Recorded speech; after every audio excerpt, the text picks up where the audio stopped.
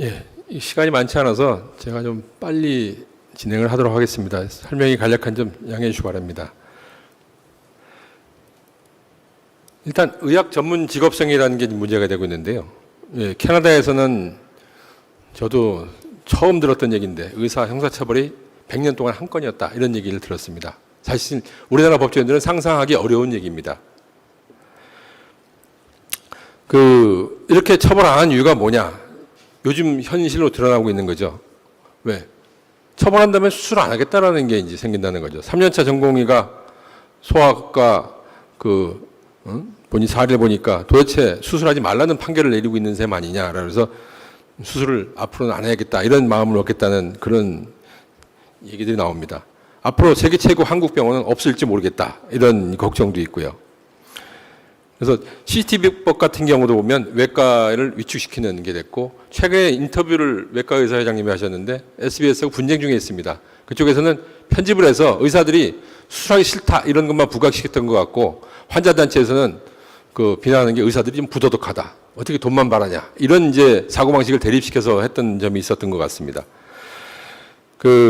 지금 이 사건은 성남에서 모 병원에서 횡령물 탈정 사건으로 해서 실형 선고된 사례와 관련인데 3명이나 법정 고소하는 사건이 있어서 상당히 심각한 파장이 났던 사건이 있었습니다.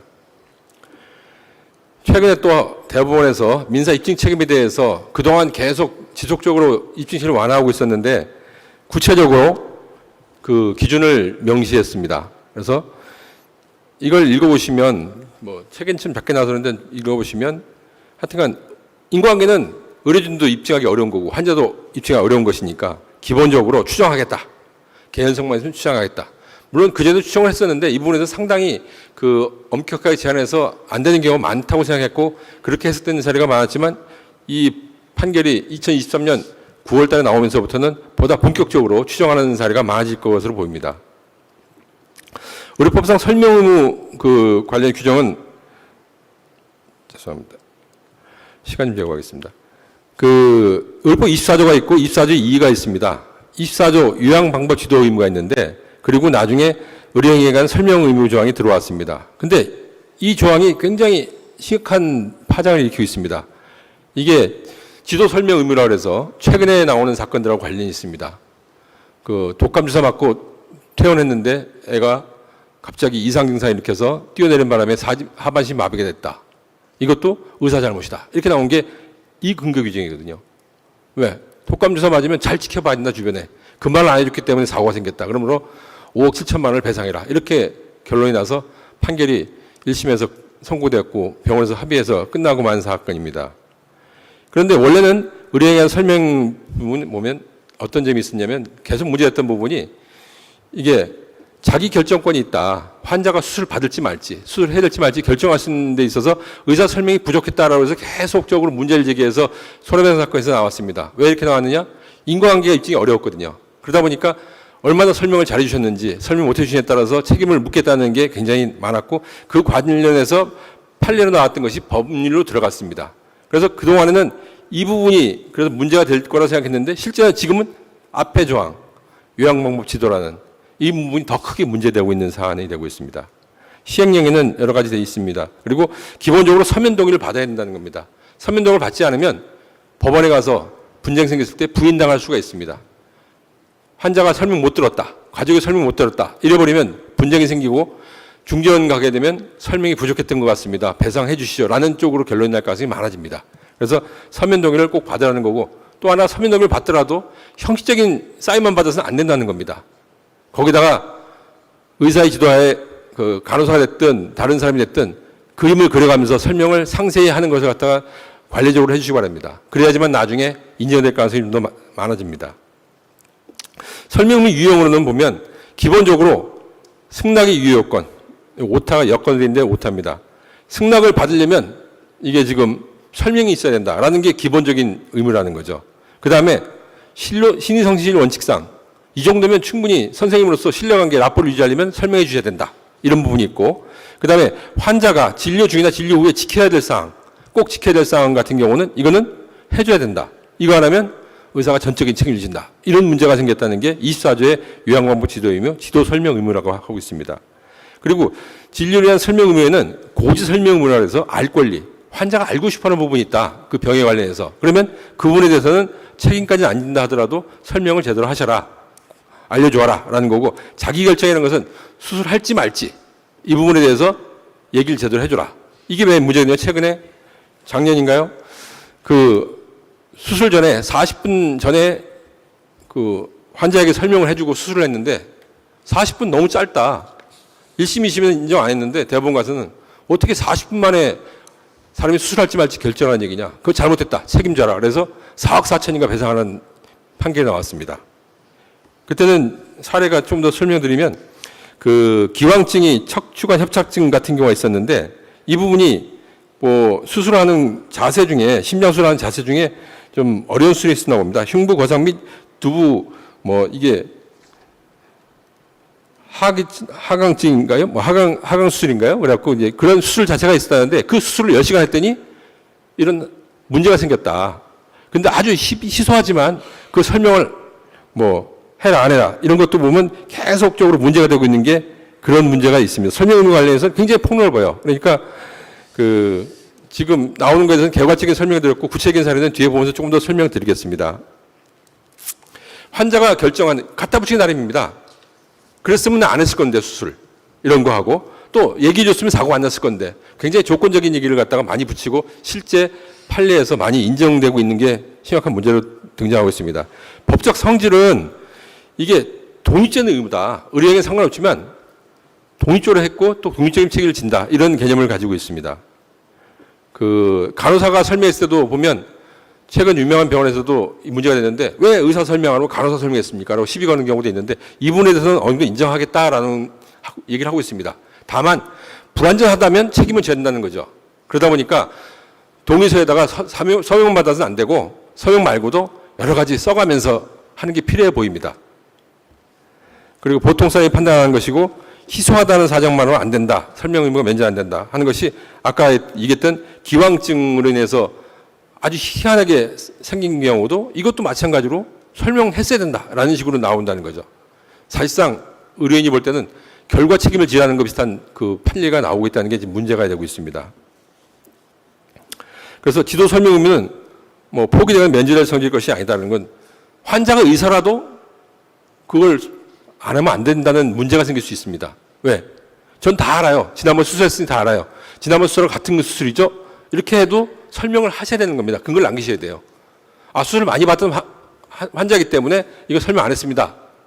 그건 다 까먹었죠. 라고 한다면 나중에 분쟁이 된다는 거죠. 그래서 항상 설명을 하시고 이게 동의서를 받는데 동의서에 못하는 부분 같은 경우는 진료 차트에 기재해 주길 바랍니다. 뒤에 나오겠지만 차트에 기재하신 거는 나중에 유리한 자료로 원용될 수가 있습니다. 충분히 그 간과하기 쉬운데 하여튼 차트에 당사자한테 얘기한 설명 주의사항 같은 경우는 그 동의서에 없는 내용이라도 적어주시면 제일 좋을 것 같습니다.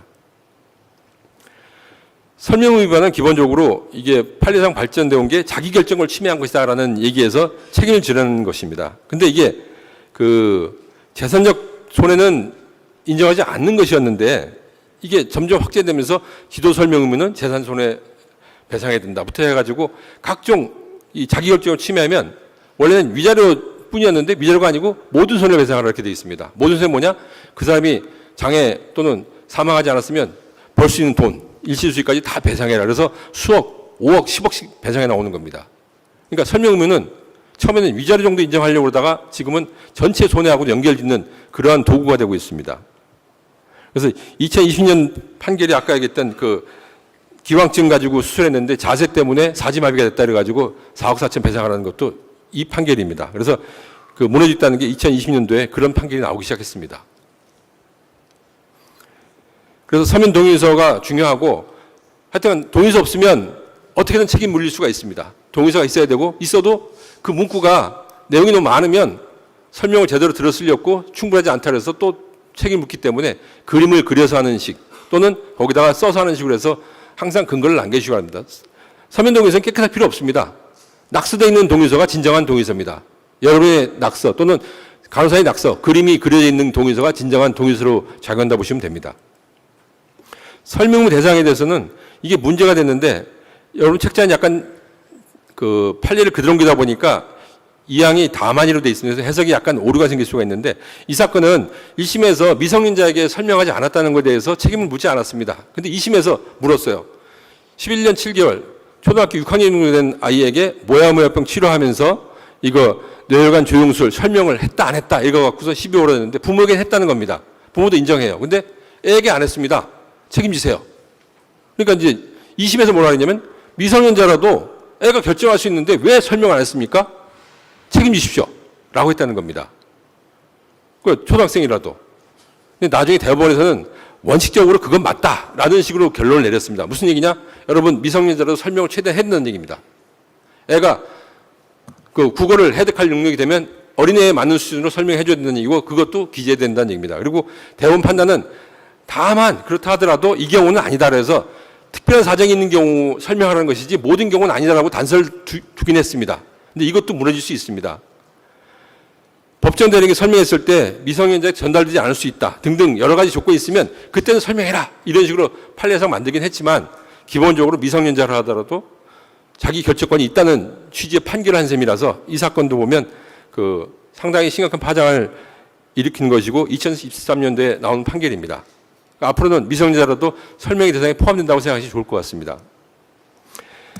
그리고 맹장수 이런 것도 보면 마찬가지고 자기 결정권을 침해했다. 이래갖고 뭐 여러 가지 있어요. 뭐 개복술이 꼭 필요하냐 아니냐부터 해갖고 여러 가지 설명하라는 건데 책임을 지우려고 하는 판결들이 굉장히 많습니다. 희소성도 면책이 안 된다는 겁니다. 실제 문제가 되고 있습니다. 삼성병원에서 수술한 사건 또는 빅5에서 수술한 사건에 대해서도 설명 안 했다고 시비 거는 경우가 많습니다. 이게 감정서상 희소한 경우라 하더라도 판사가 왜 안 했냐고 이런 판결이 나오니까 이 해석을 굉장히 많이 확대하고 있다는 겁니다. 그래서 최대한 설명을 하고 글로 쓰고 여러 가지 최선을 다했다는 모습을 보여주지 않으면 이 부분도 걸릴 가능성이 있다는 겁니다. 그래서 이건 여기 보면 1차 수술까지 2년에 걸쳐서 상의를 했고 그다음에 그 권유받고 또 거절도 하고 여러 가지 상황이 있었다. 그래서 이 부분에 있어서는 그 논란이 그 있어가지고 1심에서는 인정했는데 2심에서는 그 경우는 설명을 다 한 것이다. 라는 식의 판결까지 했다는 겁니다. 무슨 얘기냐? 굉장히 설명이 많이 시비가 되고 법조인이 마음만 먹으면 이걸 걸고 넘어지고 여기에 대해서 책임지라고 판결할 수 있다는 거죠. 이게 희소성 면책 안 된다는 거기 때문에 그렇다는 겁니다. 그래서 참 어려운 문제에 봉착하고 있습니다. 이게 위험 발생 가능성이 희소하다? 그걸 면제할 수 없다. 이렇게 하니까 사실상 다 걸린다고 볼 수 있어요. 그럼 어떡하냐? 설명을 최대한 했다는 모습을 나타내야 됩니다. 동의서 서명 받지 마시고 거기다 쓰시고 그리시고 또 진료 기록에도 대화하실 때 설명기에 보시면 그것도 설명했다고 기재를 해주시면 좋을 것 같습니다. 독감 같은 경우도 마찬가지예요. 독감에도 동의서에는 양식이 없을지 몰라도 독감 주사 같은 경우 이 경우 어떠한 증상이 있다고 진료 기록에 해놓으면 진료 기록이 변조가 안 되기 때문에 기본적으로 환자 가족이 못 들었다 하더라도 그것은 설명한 것으로 충분히 인정받을 수 있다는 겁니다. 미용 성형의 경우는 다릅니다. 미용 성형은 안 해도 된다는 개념이 있기 때문에 굉장한 설명이 많이 필요하다는 것이 판례들입니다. 그래서 이것은 긴급성이 없다, 불가피성이 거의 없기 때문에 환자가 어떠한 상황이 올지 최대한 설명해야 된다는 얘기입니다. 그래서 부작용 내용, 뭐 구체적인 내용이 설명 안 들었다. 이거는 선택을 침해했다 이래가지고 배상하라는 식으로 나온다는 겁니다. 사실상 설명 의무 책임은 의사에게 있다. 환자가 못 들었다고 따지면 있기 때문에 여러분 진료 차트, 동의서 최대한 이용해 주시고 그림을 최대한 그려달라는 겁니다. 충선 진단 지연 후 이것도 보면 그런 문제가 있습니다. 지도 설명하지 않았다는 게 문제가 되는 거거든요. 이게 하여튼간 진단이든 뭐든 간에 설명을 외래 진료 또는 퇴원 등등 마찬가지입니다. 특히 지도 설명 의무가 강조되고 있다는 것은 나중에 선생님이 안 해줘서 제가 조치를 못했어요라는 게 실질적으로 많이 일어난다는 겁니다. 예상되는 병의 경과와 결말에 대해서도 사망 관련 예우도 충분히 설명하라는 겁니다. 이게 사례상 일일이 설명하기 어려울 정도로 너무 다양한데 이게 당일 퇴원시켰을 때 수술 후에 퇴원시켰다 그러면 그 합병증 길게 설명해야 된다는 겁니다. 예전에는 설명서 그냥 양식화된 거 출력해주고 말지 모르겠는데 그래갖고는 안 된다는 거죠. 그래서 합병증 이거 생길 수 있고요. 급하시면 연락하시고요. 뭐 큰 병원 가시고요. 등등등 해갖고 아주 구차스러운 얘기까지 다 하라는 겁니다. 상대방이 전문적인 지식이 있는 것 같아도 다 해놓으라는 것이고 그 부분에 대해서는 진료 차트에다가도 기재해 주셔야 된다는 겁니다. 동의서가 병원에서 보면 그 양식이 돼 있기 때문에 거기 기재 안 하는 것들이 많은데 선생님이 착안하신 게 있으면 기재하시거나 또는 진료 차트에 기재해 주시기 바랍니다. 이제 빨리 지나갔는데 이 부분도 설명을 좀 드리기 위해서입니다. 그 결격 사유가 있습니다. 결격 사유가 이게 이 법 시행 전에는 상관없지만 법 시행 이후에는 취소가 된다는 것인데 이 법에 대해서는 지금 문제가 심각한 것이 유신헌법 때 나온 법을 사실상 복구했다는 겁니다. 그래서 지금 개정 논의가 되고 있지만 개정 논의는 사실상 이미 칼자를 쥔 상태에서 그 여러 의료인들에게 선택적으로 대신 무엇을 내놔라 이럴 가능성이 있다는 법이 되어버렸다는 거죠. 그리고 앞으로 국가 시책에 반대해서 시위하시면 바로 면허 취소될 수 있다는 문제가 생긴 게 이 법령입니다. 그래서 유신헌법이 그렇게 들어왔는데 여기에 대해서는 언론 태도는 굉장히 부정적입니다. 이 법 개정에 대해서도 사실상 보면 그 94년 법 개정이 뭐냐면 이게 없어졌습니다. 예전에는 뭐가 있었냐면 의사 국가고시에 붙어도 국시에 붙어도 재판을 걸리게 되면 확정 판결까지 면허 유보한다는 조항이 있었습니다. 이것이 94년도에 민주화가 되면서 없어졌습니다. 근데 이거는 거꾸로 얘기하고 있습니다. 의료법 개정에 따라서 여러분 나라에서 봐준 겁니다라는 식으로 해석해서 언론에서 거꾸로 의료인을 비난 도구로 쓰는 경우도 있었습니다. 이게 94년도 1월 달에 삭제했다는 부분이거든요. 그리고 폭행협박 금지에 관련해서도 상당히 논란이 많았습니다. 의료인 응급실 같은 경우도 굉장히 환자들이 난리 많이 치거든요. 이때 보면 명시한 의사에 반해서 공소시기할 수 없다. 이것이 의료인들에게는 또 하나의 족쇄가 된다는 겁니다. 병원에 아무나 들어올 수 있고 관짝까지 메고 들어올 수 있고 뭐 아무도 못 말리는 상황인데 예를 들어서 형사 고소했다가 취소 안 해주면 더 이상 업무를 못 볼 정도로 쫓아다닌다는 게 있습니다.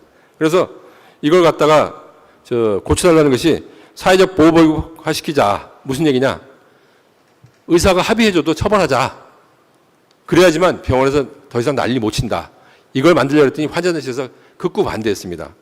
여기에 대해서는 환자의 뭐 하여튼 항의권 같은 걸 막을 수 있다 그래가지고 하는데 이거는 반드시 됐으면 좋겠다는 생각이 듭니다. 더 이상 응급실이나 병원에서 불행한 사태는 막아야 될 것 같으니까요. 그리고 이 부분은 해외에서는 진료 거부권과 관련이 있습니다. 진료 거부할 수 있습니다. 폭행협박이 있으면. 우리나라는 진료 거부권이 사실상 없습니다. 복지부 유권해석상 인정되고 있는데 그 부분은 유권해석일 뿐이고 이걸 법령화해달라고 했더니 법령화도 극구 반대합니다. 왜? 똑같은 걸 해달라는데도 불구하고 법령화되는 순간에는 권리화되고 있기 때문에 반대하는 것 같습니다. 그런데 그 부분도 충분히 법령을 만들어야 될 부분이 필요해 보입니다. 진료기록부는 두 번 다시 강조해도 이게 가장 최후의 보루라고 생각하시면 됩니다. 진료기록부에 많이 적었을 때 뭐가 소용이 있냐? 그 한마디 한마디가 진료기록 감정하시는 의사선생님들 볼 때 유리하게 해석해 줄 수 있는 단서가 되거든요. 아무것도 없으면 어떠한 유리한 해석도 할 수 없습니다. 한두 마디라도 있으면 그것은 이래서 그랬나 보다라고 해석을 해줄 수 있고 갖다 붙일 수 있고 감정이가 굉장히 도움 줄 수 있는 부분이 진료기록부입니다. 반대로 진료기록부를 고치는 순간에는 여러분 유죄를 스스로 인정하는 꼴이 됩니다. 절대 고치면 안 됩니다. 수정했으면 수정 기록을 남기고 해놔야 된다는 겁니다. 이걸 고쳐버리면 뺑소니 취급을 받습니다. 교통사고는 과실범이거든요. 근데 사고 후 뺑소니는 살인범 취급을 받습니다. 사망의 경우에는. 그건 무슨 얘기냐? 고의범이 된다는 겁니다. 더 이상 의료인으로서 보호할 수 없다는 겁니다. 규범적 주의무위반이라고 했는데 이거는 법관이 판단하는 것이 바로 의료고시라는 그런 개념이 있습니다. 야간 응급의료의 경우에도 성남 사건에서 보면 처음에 유죄가 나오고 법정 구속이 됐는데 2심에서는 응급 환자에 대해서는 초기 평가를 기준해야 된다. 행위망 탈장 모를 수도 있다. 이런 것 갖다가 인정했던 부분이 이 사례였습니다. 근데 법원에서는 법정 구속까지 해놓고 언론 공표까지 한다는 거죠. 법조인이 이해하는 것은 의료에 대해서 다 한다고 하는데 사실 반대로 전혀 모르고 있다고 봐도 과언이 아닐 정도입니다. 그 의료분야조정법을 새로 만들었는데 이것은 그 2011년도 만들었고 이 이후에 형사소송이 급증했습니다. 안정적인 진료 환경을 조성하기 위해서인데 감정서가 나오는 순간에 그 감정서를 이용해서 거꾸로 형사 고소하게 되었으니까요. 이건 나중에 보겠습니다. 그 의학 전문 직업성에 대해서는 정당행위설, 피해자 승낙설, 그 구성요건 해당설 배제설에 대한 이론이 있는데요. 구성요건 해당성 배제설이라는 건 뭐냐면 의사의 의령에는 상해죄가 아니다라는 겁니다.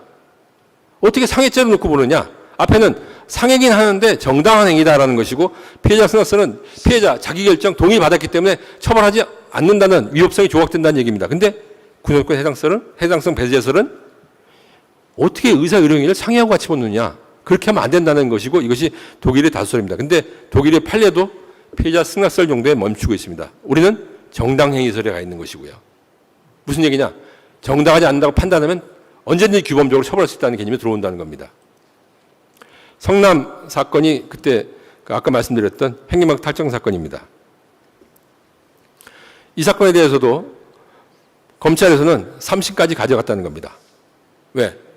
동의 못하겠다는 거거든요. 법조인들이. 1심, 2심 판결 나와도 동의 못하겠다는 겁니다. 2심 무죄 나와도. 물론 3분 중에 1분만 무죄 나왔습니다. 나머지 분은 유죄 나왔습니다. 합의하고 이건 집행유예 받고 마른 사건이었거든요. 또 하나 아까 얘기했던 진료기록부 은폐하면 어떻게 되냐? 고의범이 된다는 겁니다. 뺑소니범 취급받는다는 거예요.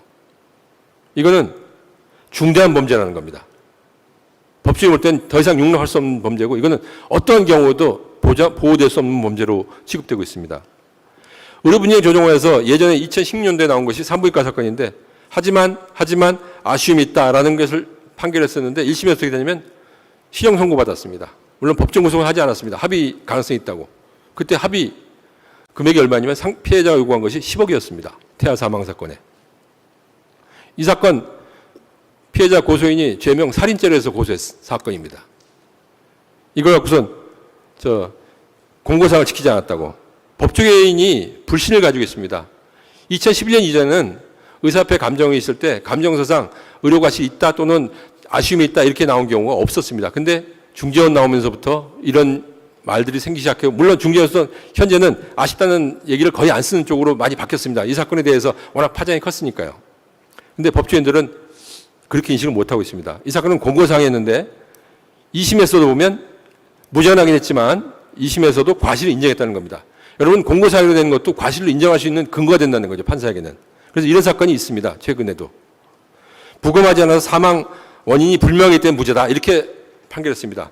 민사입증책임하고 형사입증책임이 다른데 형사입증책임을 다 못했다. 그 말씀이 유죄인데 그게 안 했기 때문에 무죄다. 이렇게 나오는 사안입니다. 그래서 중과실 취사죄에 대한 그 요건에 대한 그 영국의 견해가 있는데 영국에서는 어떻게 보냐면 영국도 자꾸 처벌해야 되는 경향이 생기는 것 같습니다. 그러다 보니까 기본적인 이런 보호 의무나 부주의가 있는 게 아니고 그걸 넘어서서 심각하고 명백한 사망의 위험이 발생했음이 합리적으로 예측할 수 있었을 것. 이건 의료 입장의 판단입니다. 법조의 입장에 판단하면 사실상 이것도 해석상 그 전혀 다른 판단을 할 수 있습니다. 그리고 매우 심각한 과실로 평가될 것. 이런 이론에 대해서 그 법령화가 되면 의료분쟁 특례법이 효과가 있을 겁니다. 그런데 지금 특례법상으로는 여러 가지 단서 조항이 많습니다. 설명 의무를 충분히 할 것, 심각한 과실이 있을 것, 이런 단서 조항들이 많이 들어가 있거든요. 그러면 판사들이 지금 그 교통사고처럼 업무상 과실 치사상 사건을 보는 시각에서는 그것도 전혀 반영이 안 될 수 있다는 겁니다. 대법원에서 반영되는 것도 아주 일부에 불과하고 대법원에서는 과실에 대해서 업무상 과실 추정하는 민사상 책임이긴 하지만 근데 하급심에서는 그 추정을 갖다가 형사까지도 마음대로 적용하는 그런 문제가 있습니다. 그러한 관점에서는 의학에 대해 배운 적이 없다는 거죠. 특성에 대해 배운 적이 없기 때문에 그런데 여러분들이 주변에 있는 법조인들에게 많은 그 가르침을 줘야 되는 상황입니다. 이상으로 마치겠습니다. 감사합니다.